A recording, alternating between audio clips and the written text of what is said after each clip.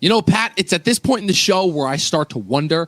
I'm like, at this point, it's really not the ninth episode is really not the penultimate episode, right? It's really just the 8th episode is the true penultimate episode for like the 9th episode, which is like its own individual movie before we get to the final episode, and here we have that with season 2, episode 8, which we're covering tonight, entitled The Prince of Winterfell.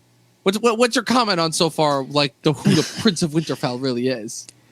Dom, I think the Talkin TV family is going to agree with me and say that it's more like the bird killer of Winterfell, because that's exactly what happens. Opening scene. It's pretty much the extent of all that he does actually in this episode. So all of that and more. Stay tuned.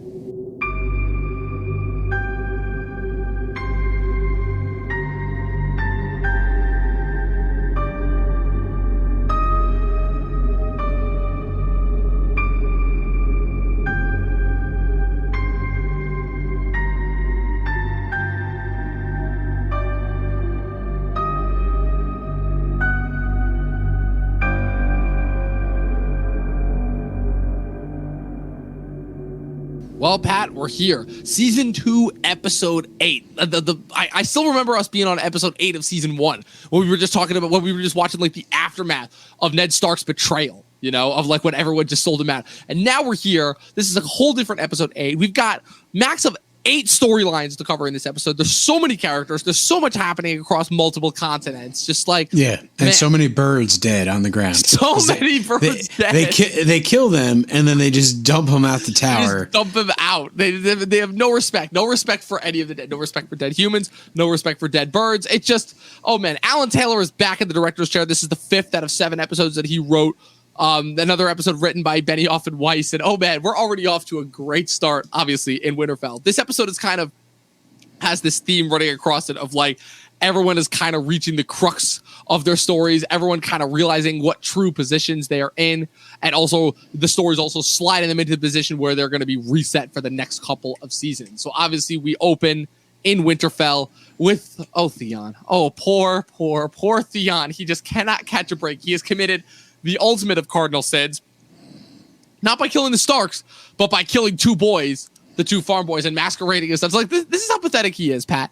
Theon is so pathetic that he attempts to pay off the farmer for murdering the 2 kids that Theon sent to help him. Like, they're not his kids, but it's like, still, it's like, pay him for his trouble. I'm just like, what?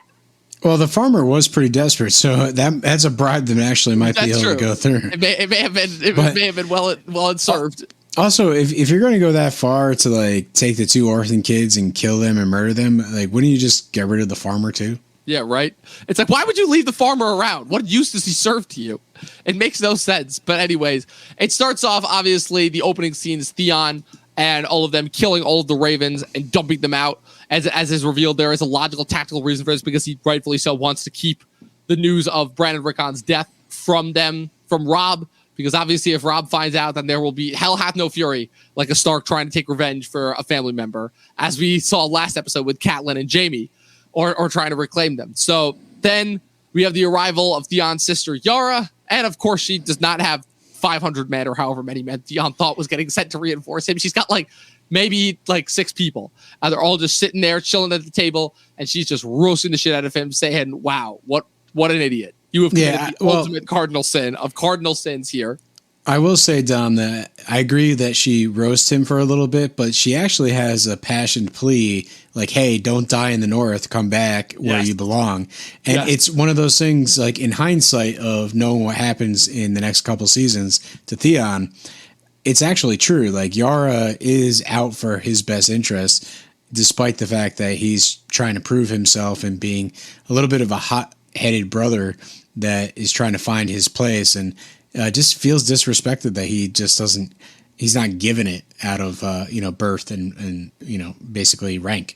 In a weird sense, it's probably one of the first shows of true admiration amongst the Greyjoy family, because up until this point, Theon has just continually been belittled and mocked for his, and emasculated by the rest of his family, which caused him to take such a drastic action in the taking of Winterfell. But here, Yara, or like I said, I keep wanting to call her Asha because that's her name in the books. It's a real name in my mind. Yara gives off this really impassioned speech about the fact that even that he's kind of always been more trouble than he's worth, but he's family, and it's kind of their job to look after him. And she kind of reminds him, it's like, look, no amount of personal glory is worth this kind of dying, because when we leave, there's going to be no one here to help you. And Theon just can't seem to get the better of himself. Like, Theon cannot get out of his own way. He's fully immersed in this decision at this point. He attempts to have Dagmir pay off the farmer, which is just a hilarious scene, but it also allows Lewin to notice that, take a closer look at the boys. And once he does, he realizes, oh, wait, there's no way that these two are Bran and Rickon, because the older boy's feet clearly show the signs of being well worn. And plus, he also catches Osha sneaking her way into the crypts. It's kind of like a combination of events that allow Lewin to make this discovery. It's like, wow. So he sees Theon having the discussion. He takes a look at the feet. Then he sees Osha running into the crypts. It's like, wow, talk about timing right there, And obviously that scene, which is end, it's very similarly structured to how last episode was. Ends with Lewin finding Osha, who hid Bran, Rickon, and Hodor and the direwolves in the crypts. They obviously doubled back after the farm and hid in the stream. That way they could cover their tracks.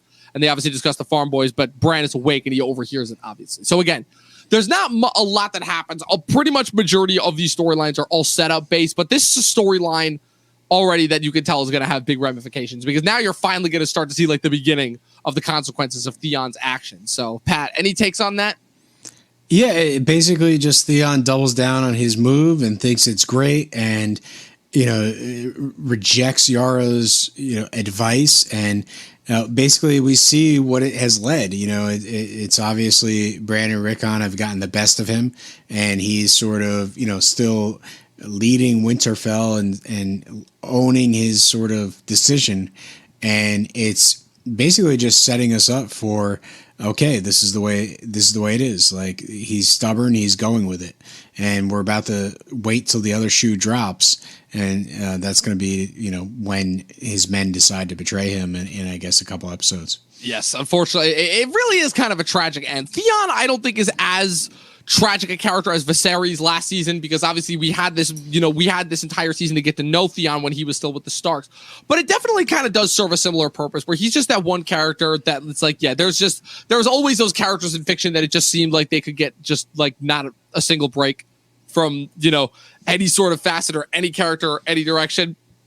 And you see that as the result, as Theon seems destined to just suffer constantly at the hands of everyone. So in this case, we move on to the next storyline, which of course is north of the wall. So we see another suffering. Again, they are continuing to compare Jon and Theon, as these two are both starting to suffer a little bit for their actions in this episode, because Jon, after having been captured by Ygritte and her group of wildlings, is brought to their main group led by the Lord of Bones, who we meet for the first time, obviously famous for being a wildling that wears nothing but animal bones that he's constructed a makeshift suit of armor around. And they discover that, unfortunately, he has already captured Corin Halfhand and slaughtered all the other Rangers. Wow, that quest to go north and start to infiltrate those wildling camps, that plan worked out really well, especially when they went into wildling territory, But they're captured ultimately. Lord of Bones wants to cut off Jon's head.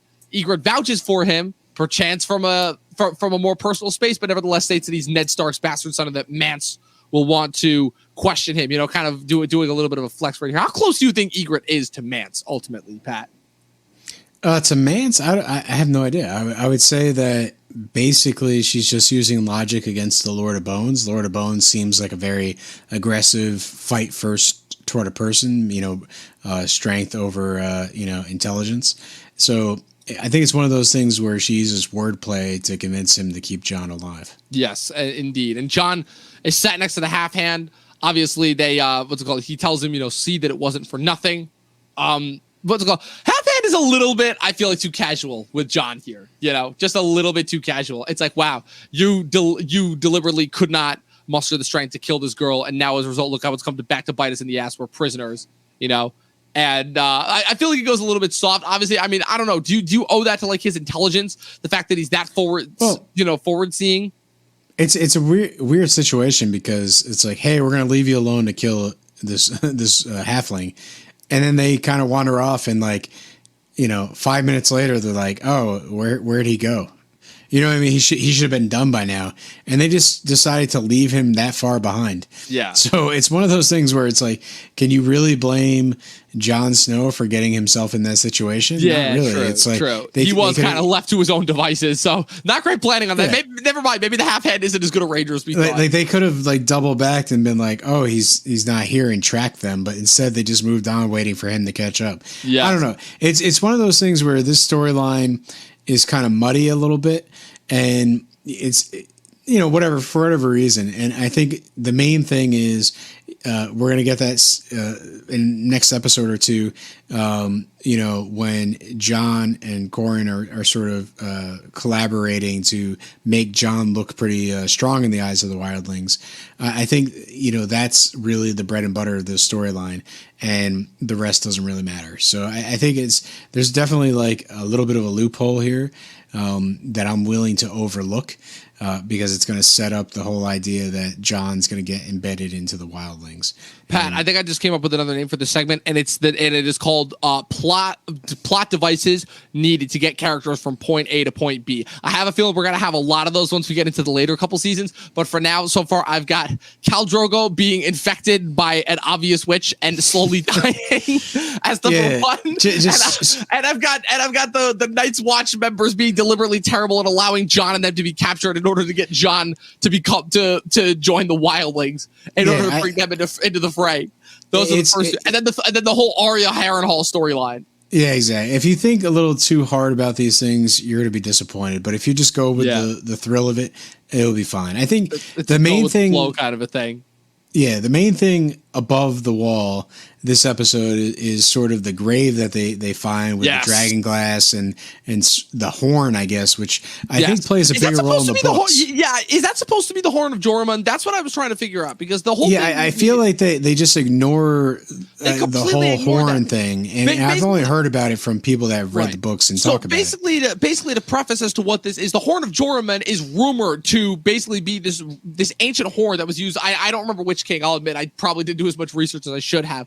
But the whole point is that if you blew the horn, it would awaken the giants from the earth that would come and tear down the wall. I think but I think it's one of those things where it's like the story has kind of changed meaning throughout. But the way that Ygritte first describes it is that the horn simply just has the power to knock down the wall. And it's like the whole thing is that it was this weapon that the wildlings were planning to blackmail with it. The thing was, it was another one of those ambiguous things where it was never actually confirmed whether they found it, because Mance had a horn, but it was never confirmed whether it was actually the horn of Jormungand. And in the books, Melisandre burned it before they could use it. But here, it's just like you just see that, and I don't know if that's just like an obvious thing that was like supposed to come back, but then never did because they never ever mentioned it again. I don't know. There's like a lot of those that happen in Game of Thrones too. Yeah, I feel like it is that seed that they planted, and they were going to kind of roll with it, but then they figured out that they didn't really need that plot device to finish the series. So I think it's one of those things where we see it and then it sort of disappears over time. Yes, indeed, unfortunately. But it's a pretty cool setup scene, especially because, again, it's minor. We don't visit this sect of the story a lot after Jon leaves, but we see it briefly, obviously, in the finale of this season and then in the beginning of next season when they make their trek back to the wall. But obviously, we know the Dragonglass comes to represent an extremely important device within the series going forward, obviously, once the fight with the White Walkers. And this really amps Sam up because he's like, oh, Maesters called it obsidian, and he's doing his book research. He can finally put some of his knowledge to use. Exactly. And it also leads to a really good scene with Sam again, coming up that we'll see eventually. Yes, indeed. It's probably one of my favorite scenes with Sam. But we wrap up the storyline. Jon and Corin are being led by the band of wildlings to see Mance, and they obviously decide to enact their plan where Corin basically whispers to Jon, he's like, one man inside of Mance's army could do more damage than 100 Night's Watchmen fighting them. And he's like, and Jon's like, they'll never trust me. And Corin's like, they will if you do what needs to be done. And obviously Corin starts putting on this big show where he's mad at Jon, and he's mad that he betrayed them, saying that all the men died on his watch, and starts like play fighting him. But it's the setup, obviously, for how we see when Jon inevitably is forced to fight him and kill him in the finale so that he can become trusted by the wildlings and join their rank ultimately. So now we move on. Pat, we finally got some stuff going on in Harrenhal. Finally, after 3 to 4 episodes worth of kind of just Arya and Tywin having these back and forth conversations, some playful banter, some just like obvious, okay, like Arya's hearing some of Tywin's plans, and then she doesn't realize she has a faceless man in her employ. it's definitely resolved, but it's kind of annoying because wow, the minute that she finally realizes she has an assassin that could use to take out Tywin Lannister, it's too late, and he's leaving. And he even says, "Yeah, that can't be done." I think it's one of those things. Takeaways from Harrenhal are base. It's like Clegane, I give you control. Root out this other. The Brotherhood without banners. And hey, girl, make sure he doesn't get drunk. He does his work better when he's not drinking. And it's like it's just so casual. It's like wow, just like again at the end of the day, commoners are commoners, and if you're not Tywin Lannister, you get to you have to live the life of a commoner. And I feel like the change of actors with the Mountain, right? Because it is Clegane. It's really distracting, because this is the second of 3 actors to play him throughout the course of the show. And you really don't know this because if you're a fan of the series, like. You're so used to the final actor that played him throughout the majority of seasons, and you're just like, that's your memory. So when you go back and you're rewatching it like I am, it's like, who is this guy? Exactly. It's not recognizable right away. Because the problem is too, besides the fact that he doesn't have really that distinct, those massive distinct features that obviously the third and final Mountain actor did. He's also sitting down, so you can't even tell that he's that tall. Because obviously the most distinct thing about the Mountain is his height, but like he's sitting down, so you can't even tell. But the way that this storyline goes is Arya is serving Tywin yet again. And Tywin is ultimately debating what to do because he's at a crossroads because Robb Stark is currently about to ride on him. He's like this close to him in Harrenhal. And but also he knows that Stannis is riding to King's Landing. So ultimately, he really is. It's a rare position. It's probably the only time that we see Tywin like this in the show. But Tywin is stuck kind of between a rock and a hard place. And he's got a difficult decision to make. But he ultimately makes it. But it's one of those things where obviously he keeps it a secret because he doesn't know what we're going to happen. So he obviously states that he's going to leave Harrenhal, leaves Arya in the command of Sir Gregor. Arya is obviously not having that because she knows Sir Gregor's temptations, and Tywin even says him. He's like, he's poor company when he's sober or drunk, but at least he gets more stuff done when he's sober. So obviously Arya tries to find Jaqen, but he's of course conveniently out of patrol as Tywin rides out, realizing too late at the last minute that she could have ended the war right there, and she didn't. Ultimately, like the final lesson learned, hopefully, it's a pity because she really does never get a chance like this again in order to make a real impact. But Jaqen later shows up, and right when she needs him, and she pulls off probably one of the most interesting elements of the show, where since she says that since Jaqen makes a sacred vow, swearing on the old gods and the new, that temperament that is oh so sacred, she gives him his own name. Now, Pat, like basically walk us through and explain kind of like what the significance of this means. Because you actually commented and said that this was one of your favorite sequences of this episode. Yeah, no, I think Arya basically is one of those characters, and I think we discussed it a couple times before, where it's like there's pure moments of brilliant wit that the character has. And then there's moments when she's like an extreme child and doesn't seem to like put 2 and 2 together. And this is one of the moments where that wittiness shines through because she's outplaying this assassin. Names him and basically says, hey, if you can't kill Tywin now, then I name you. And the only way I'm willing to unname you is if you help us escape from Harrenhal. And so I think she finally figures out how to play a game with Hagar. And this is the stakes that she lays on the table. Yeah, and it's very unique and interesting to see the character turn the tables on him. It really is. It's finally the moment where Arya actually gains back that little intelligent wit that we knew. Like we always got the sense that Arya was probably a little bit too smart for her own good, just by the way that she outwitted the guards when she had to sneak her way back into the castle in the last season. And all the dialogue from Tywin that says, "Anyone tell you you're too smart for your own good?" Yeah. little bit on the nose there, but Arya's always been a character. I will give her this much credit that she knows how to handle herself in a situation. Like she made the right decision ultimately in the end by freeing Jaqen and the other 2 prisoners at that castle. If not for that, she made the smartest call with naming Lamy as Gendry, making the dumb Lannister soldiers think that he was dead and ultimately saving his life. And despite the fact that even though she was limited resources within Harrenhal, she does ultimately manage to figure her way out of this situation at the end by managing to name Jaqen, by just playing by his own rules. It's very clever. It's very witty. We've seen this before in different stories, just the idea of that basic riddle that you have to work around. And basically that it turns a villain into a friend, if that makes any sense, Yeah, and also like the end of this storyline for the episode is at midnight. Walk through the gates, and essentially, Gendry and Arya and what is it, meat pie or something? Hot pie. Yeah, so they're love that name.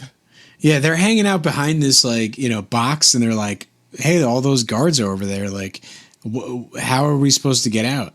And Arya just trusts in Hagar and jumps up and starts walking towards the guards. And when they get close enough, basically they've been killed, but they've been propped up. It's a little Michael Myers-esque. I literally just watched Halloween 5, and it's in the sense of where Michael always loves to decorate the places with his victims after he's ultimately done with a kill. So that's kind of what this reminded me of. Yeah, it's definitely scary movie vibes. Like, this assassin does have that kind of ability to murder people, unforgivingly. And it's, I would say it was kind of creepy just to have this sequence end this way. And, I can't even imagine, like, the Harrenhal starts off as this terrible torture chamber and then ends with this, discreet slaughter. And I think the whole experience Arya and Gendry have about this place is just a bloodbath. It's bookended by two horrific sort of, things like torture and then absolute murder. Yeah, to say the least. Ultimately, oh man, just end that on a positive spin. But at the very least, they're out of there. They're out of ultimately this chapter and on to the next one. But now, let's get into the main one. This is a big turning point episode for pretty much all the characters. It's getting all of them set up on where they're heading to go. Bran is on his way to heading north and ultimately north of the wall. Arya is on her way to the rest of the Riverlands to meeting the Brotherhood. Jon is on his way to infiltrate the wildlings. And poor, Theon is on his way to be tortured. And poor Rob, he makes his cardinal mistake in this episode, which is that he finally falls head over heels for the exotic beauty that just seems so conveniently placed in order to deter him in the Westerlands. Doesn't he just go like, "I'm not marrying any River Run girl"? No. The specific line exchange is they're like about to fall for each other. She's like, "Oh, but you have to marry this girl. I hope it's a beautiful bridge that it gives you." And he says, "I don't want to marry the Frey girl." And she says, "I don't want you to marry the Frey girl." And then it is on like Donkey Kong. I'm like, God damn, this is like, I don't know what kind of like sex hormones from like, Cabin in the Woods they were throwing into there, but something was going on in that tent. Cause I'm like, dude, like, are they that desperate? Or like, just, I get that the incentive obviously is there, but like, this is, Rob is criticizing Catelyn earlier in this episode for letting Jaime go, and then he makes this mistake, and it's like he loses it within one fell swoop. He loses two sets of allies. I will say, like, obviously, Catelyn Stark lets Jaime go under the protection of Brienne to go to King's Landing. Yes, the beginning and setup of another storyline that's going to have a big part in season 3. Obviously, Jaime and Brienne's journey towards King's Landing. Exactly. So, Rob comes in and, basically imprisons his mother and says, "Hey, you betrayed us, and now you've lost all your rights and privileges, etc." And I think this is one of the main things that leads towards the scene with Talisa, because now Rob is fully in control. Like, he's not, his father's dead. His mother is sort of a prisoner of his. It's really like all the problems of the North are his. And, he basically just says, "You know what? Forget the Frey girl." Yeah. It's like, he gives into the pressure. Yeah. He needs some stress relief. Yeah. I don't know about that, but like, he feels he's winning the war, in the South. He's doing a really good job. And, his decision making is, basically above even his mother's. And I think he decides that, hey, maybe I rushed into this Frey decision a little too hastily, and now it's like I'm just going to do things that are right for me and right for my people.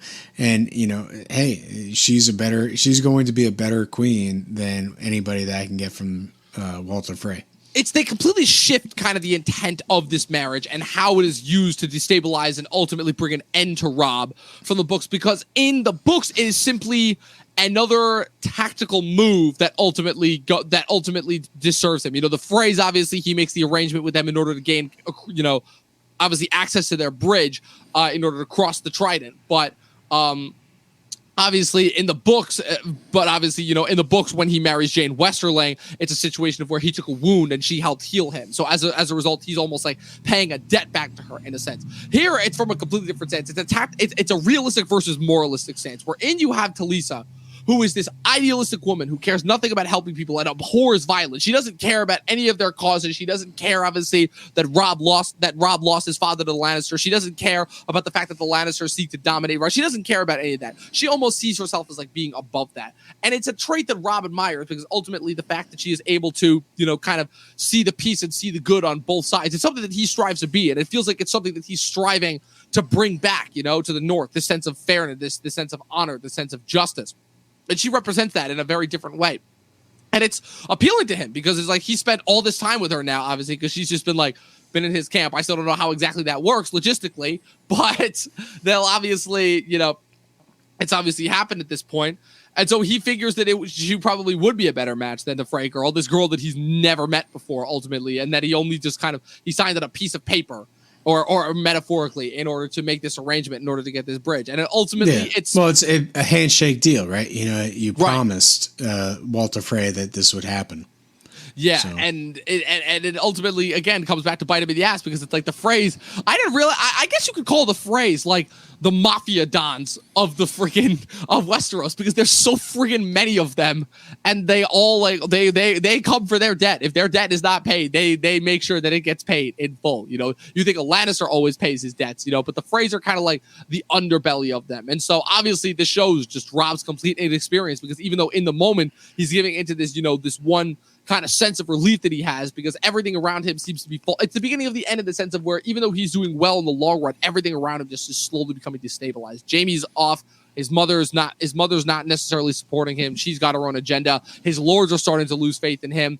All of these little things here and there that are starting to pick away at his defense ultimately. And he just solidifies the end to me in the next episode. And then season 3 is just an ultimately kind of slow descent until his inevitable end, Yeah, well, it's him, basically treading water and trying to stay afloat and figure things out. And he almost has it, but obviously several miscalculations later, and, we get to the final of season 3, and it's not, pretty for him. No, not at all. Yeah, so ultimately the Westerlands are shaping up to be resolved. Like I said, that's the thing. In these Benioff and Weiss episodes that they write, goddamn, there was a lot that happens. There was a lot that happens. So we have 2 more. So we have a brief stop in Karth. Ultimately, a brief. I want to save the King's Landing stuff for the ending, because that's where that to me is where like some of the juiciest stuff comes from. Sure. Like we have this brief stop off in Karth, and it's just more of setup. Like Daenerys again just went through the hoodwink to end all hoodwinks, where it's like, wow, you didn't see that coming at all. And Jorah's just kind of urged her, was like, we need to get out of here now. Like Oliver Dothraki are dead. It's literally just Jorah and this one other guy. I don't remember his name. And Daenerys is like, we're not leaving without my dragons, And he's like Daenerys, they are not your children. And it kind of gets into this weird state where Daenerys is like, they are like my children. You don't understand. I bore them out of nothing. It's kind of more metaphorical nonsense. Yeah, I will say that the only other thing that happens in Dany's story is Varys and Tyrion actually have a discussion that involves her. It brings her back. Yeah, exactly.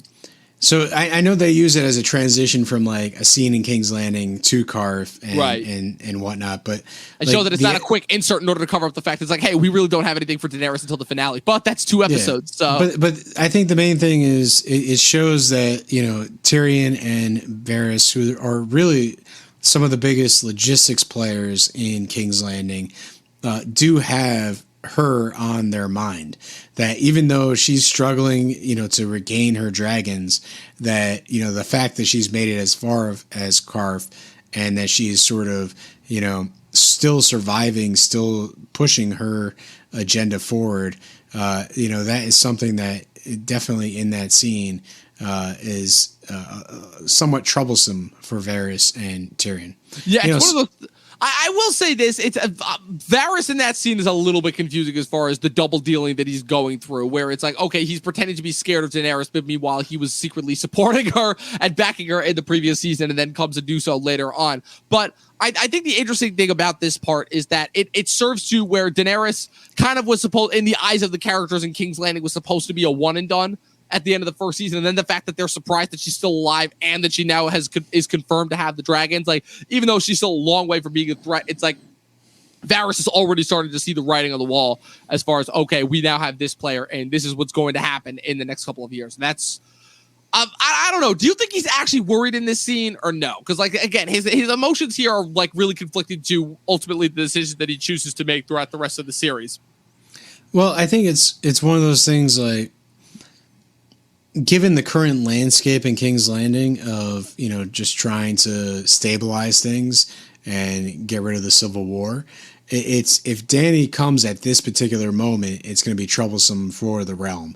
So I would imagine that, you know, if this war were to continue and be as long as it could be, right? Because think about it this way. It's like, if Rob's not outsmarted in season 3 with the whole sort of betrayal at the wedding, and he does retreat and go back up north and embeds, there's still going to be a civil war going on for years and years to come. Right. And so Dany building up some sort of force outside of Westeros and eventually coming in, that's not going to be good if the kingdoms are still actively at each other's throats. Right. So and in a weird way, it's kind of almost what happens, right? Because even though, like, the Boltons control the north for a bit, Jon still brings the wildlings down and ultimately takes back Winterfell and declares it as its own independent thing. So ultimately now, that is kind of almost in a weird way what happens, only with Jon, not Rob.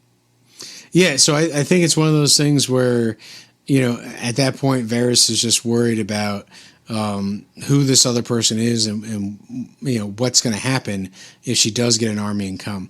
You know, remember, like, he only knows the whispers about her, doesn't really know who she is. Right. So it's one of those things where I can understand, like, yes, later on Tyrion and Varys join Dany, and it seems like a natural progression for them to do so. But at the same time, they're going to have some reservations about who she is and what she's going to do.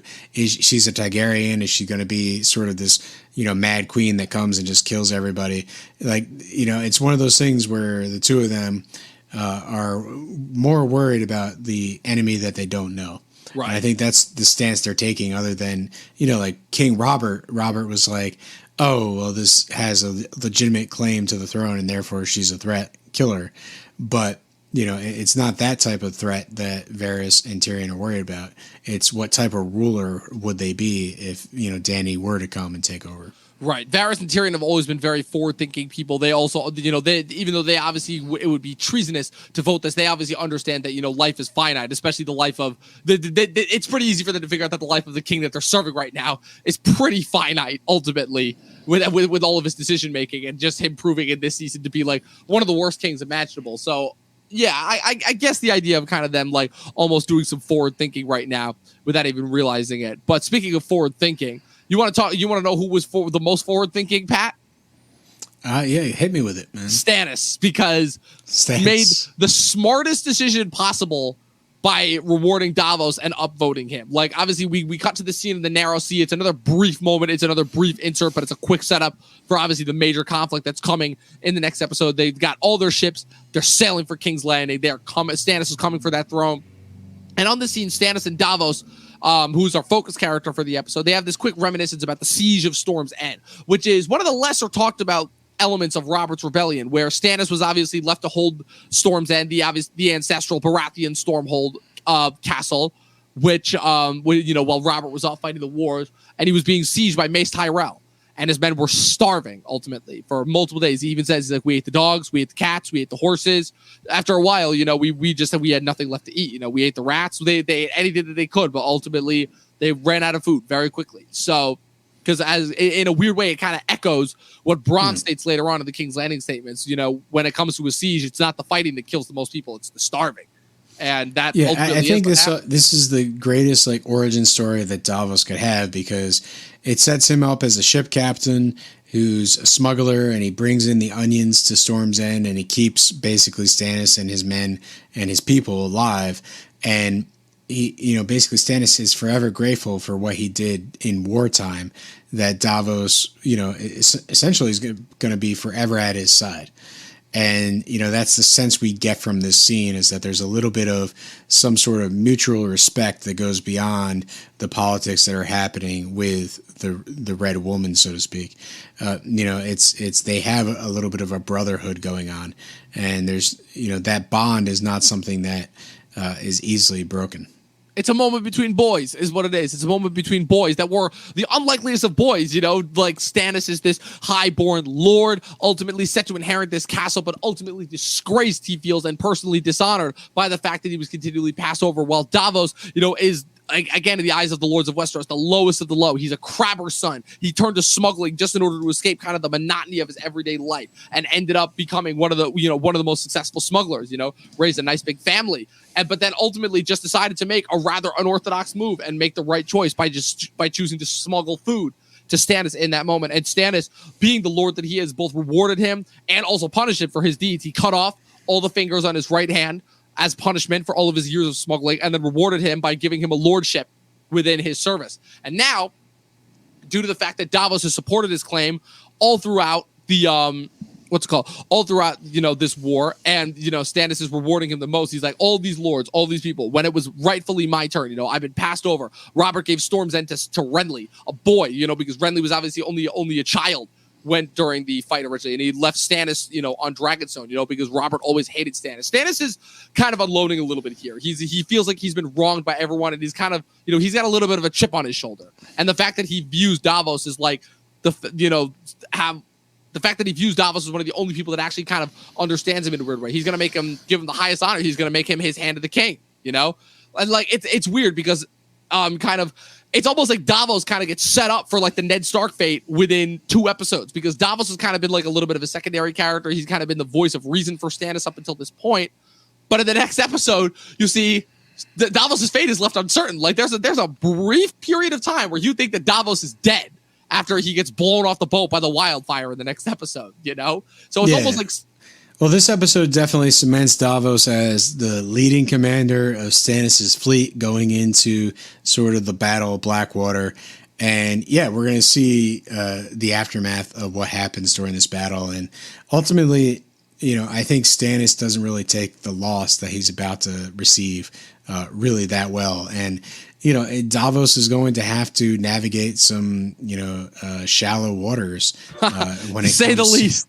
Yeah, when it comes to dealing with Stannis' mood after the big defeat. But, yes, hey, we're going to get into more details about that next week when we talk about Blackwater. Yes, when we talk about Blackwater, that's going to be a huge episode. You guys are not going to want to miss this. Our first major battle episode that we cover on Game of Thrones. Obviously, we've covered we knew that these were coming up, but like these will be the episodes where the entirety of the episode takes place in one setting for one battle, and we're looking forward ultimately to it. So let's get to, Pat, the other half of the side that is preparing for battle in the next episode. King's Landing, we've got a significant amount of stuff that happens after 2 episodes where it was really only just brief kind of touchdowns in King's Landing. This episode, we've got a big one. Tyrion is prepping. Tyrion is sweating his ass off. Tyrion is no longer cracking jokes. Tyrion is nervous here. He is desperate for the fact that, because he knows that if Stannis wins this battle, they are all dead, him included, because this is the one moment where he's like, damn, my family name ultimately kind of screws me and forces us to win in order to remain triumphant, because he's trading barbs back and forth with Bronn. Bronn is just kind of sitting there, just casual. He's like, I'm just clipping my nails. I'm just, basically, Bronn, it's weird. Bronn almost, I feel like, isn't taking this as seriously as he should. Like, what do you think? What are your thoughts here? Like, is Bronn already planning his exit strategy? Like, what do you think is happening here? Well, Bronn's a mercenary, and I think he just plays it real. He's not too worried about getting slaughtered because, let's say he survives the battle, he'll just sell his duties to the next lord. Exactly. That's true. That is true. Yeah, Bronn doesn't have as much to lose here as Tyrion does. And Tyrion is trying to organize it. Bronn's making fun of him. He's like, you think reading these books are going to help you in a battle strategy? And he's like, the previous wars of the previous great games by Archmaester, and of course they have a funny bit where they try to pronounce the guy's name and they can't pronounce it. I find it kind of funny that Bronn takes a shot at it, because it's like, oh, Bronn can read actually. And then Varys comes in, they contributes a little bit more to it. And finally, Tyrion manages to figure out that he will obviously be attacking through the Mud Gate, because that's the closest gate that he has available. Obviously, it's the best tactical point where the ships can invade. And then Bronn gives off this really interesting point where Varys is commending him on rounding up all of the thieves. And Tyrion's like, I didn't even know that we had an uptick in the amount of people being arrested. And Bron's like, and he's like, oh, I take it that you arrested all the known thieves? He's like, yep.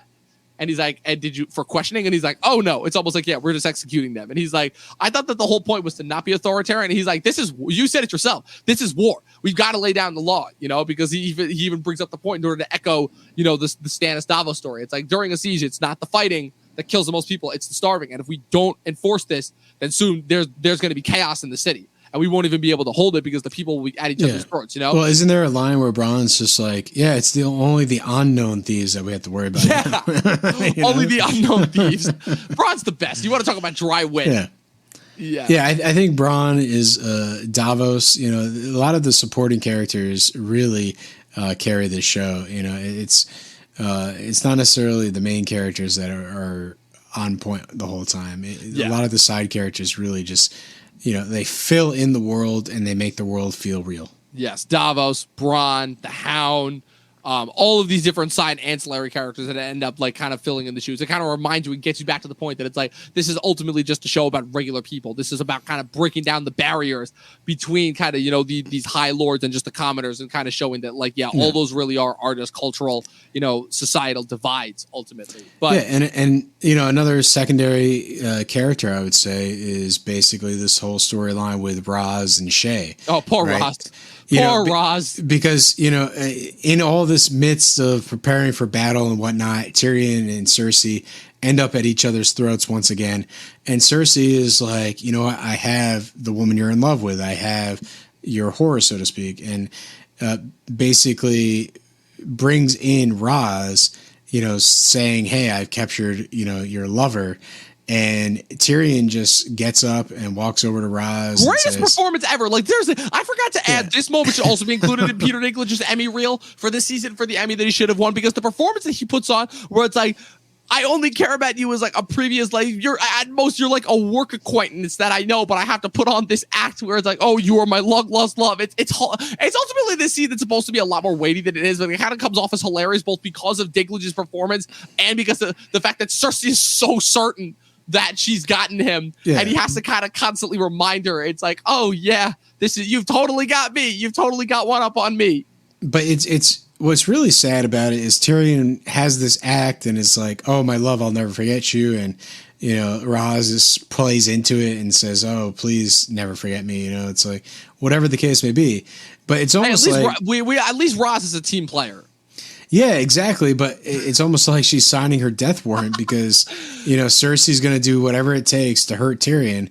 And now you've just verbally confirmed, what she was thinking. Right. And it's like Tyrion's not really going to ever be in a position again after Blackwater to help Ross. Well, Cersei makes it pretty clear. The whole thing that she's worried about is that Joffrey is out on the field leading the men. The whole thing is that she doesn't want, obviously, even though, it's kind of antithetical to being a king, she doesn't want him on the battlefield. She doesn't want him anywhere near. Again, Cersei is only in this for her children, ultimately. Those are the only people that she cares about. It's her entire motivation. She cares about them more than power. She cares about them more than the throne. And she ultimately thinks that, in all of her paranoia and craziness, that Tyrion is attempting to murder Joffrey and take over the throne. So obviously, we know that that's not the case, but she doesn't believe that. So she's kind of enacted this in order to kind of have her own insurance policy where any wound that Joffrey suffers, Ross or who she thinks, Shay, will suffer in this case as well. So it's kind of meant to be like, again, just showing an example of kind of the differences between the High Lords and the commoners and how they, how they treat each other, ultimately what it comes down to. Because ultimately the thing that signs Raz's death warrant in a strange way, we don't see until the finale, is Varys. Because Varys is the one that commissions her as a spy for Littlefinger, and then Littlefinger ultimately ends up sending her to Joffrey for him to have his way with her. So it's kind of like a cacophonous of events, but it is definite foreshadowing about that coming up ultimately. And then we have, the scene where he goes and he has this really tender moment with Shay where he kind of finds her again. And she almost makes this joking reference saying, oh, if anyone tries to kill me, I'll stick them with a blade. And then it's kind of like him in this moment realizing, that everything is kind of tenacious. So we have to enjoy it while we can, in a weird way. I guess this is probably the only time that the show actually tries to say that.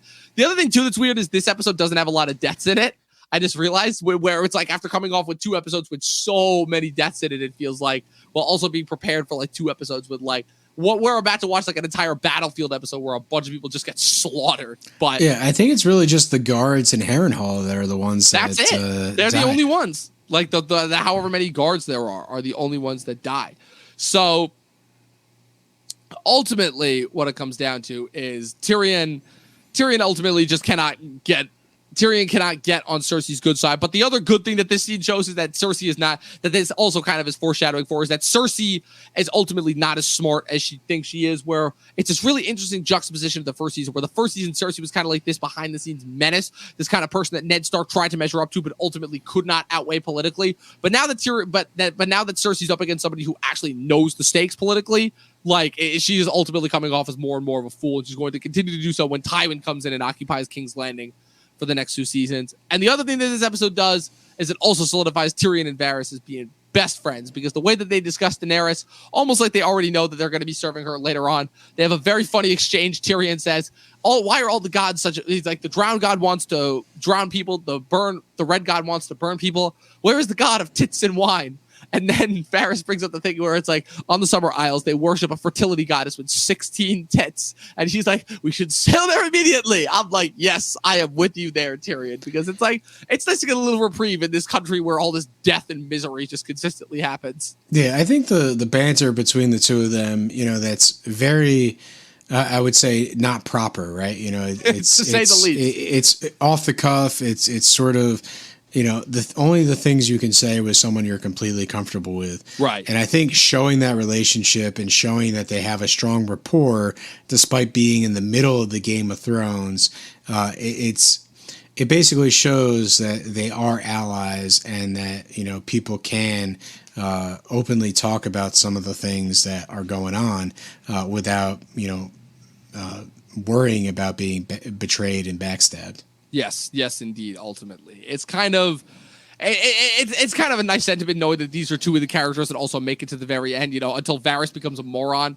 and Daenerys just goes crazy out of nowhere. It is nice to see kind of the beginning of that beautiful friendship ultimately between these two. So it was a lot of plot that happened in this episode. As you can see, we haven't had one of these in a while. The last couple episodes have been pretty interesting to talk about, from just a metaphorical standpoint. But it was a lot of plot that we had to cover before we get to the big event next week. Pat, like, I don't know, like, let's just do a little bit of foreshadowing for Blackwater, since we got a little bit of extra time here. Like, back in the day, 9 years ago in 2012, when this show originally aired, like, did you have any sense of like what we were coming, like, as far as what to expect with Blackwater? No, not really. For the most part, it's like I knew this giant battle was coming, and I was excited. Like, obviously, the first season, the whole Tyrion gets knocked out and we skip the war scene and we don't really get to see the battle. That's one of those things that was a big issue for me in season 1. And so my only hope going into this episode originally was that we get more action and we actually get to see more of what's going on during the battle. Yes, absolutely. And we got that and more. This was, for me, I remember being the first major event on television where it's like, holy shit, this is, for lack of a better word, cinematic. Not in the sense of where it's like, okay, we'd seen like some really well shot dramatic television. This was like, okay, this is now taking the level of like action spectacle that we expect from like blockbuster movies to the television screen. And it only got bigger from here on out. Obviously with the Battle of the Wall, then later on, obviously, the attack of the White Walkers on Hardhome. Then we get 2 of these really 3 of these major sequences in season 6, with the attack of the White Walkers on the Heart Tree, Daenerys fighting the slavers in Slavers Bay, and then the Battle of the Bastards, obviously. Like, it ultimately, this is the beginning of Game of Thrones becoming known for its spectacle. And that all happens next week with the penultimate episode of season 2, Blackwater. And in the meantime, that was it. That was our discussion for episode 8 of season 2, entitled The Prince of Winterfell. Let us know your guys' thoughts in the comment section below. Be sure to tune in for the last 2 episodes of season 2 before we move on to season 3 right after that. Pat, where can the good people find you? Hey, listen, you can find me here at Talkin TV, just going over Game of Thrones, Talkin' Thrones, obviously, and also on my Instagram at Patrick W. Huber. I'll post there someday, like I said, keep saying. someday. And I wanted to thank Eric for jumping in on the chat at the last minute. Yes, Blackwater is next week. It's crazy to think how we moved through season 2 this quickly. I don't know. It feels like season 1 dragged, but season 2 just went by in like the blink of an eye. It's going to be interesting to see which seasons, continue to do that. Let's call it. And Eric also contributed. He says, I still don't think that any show since Game of Thrones has felt consistently cinematic throughout. I suppose Westworld has come the closest. Watchmen, I'd say. Watchmen feels pretty cinematic at points. Not Succession. Succession feels like TV, but Watchmen, Westworld from a technical standpoint, I'll give you that. But what's it called?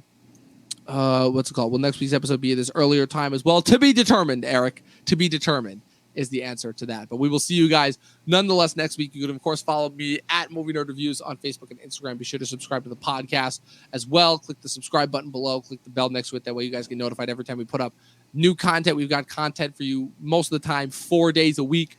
We're still going strong with Talkin' Thrones. So from myself, from Pat, we wanted to thank all of you guys. We'll see you guys next week. 12 seasons in a short film. And watch more fucking movies.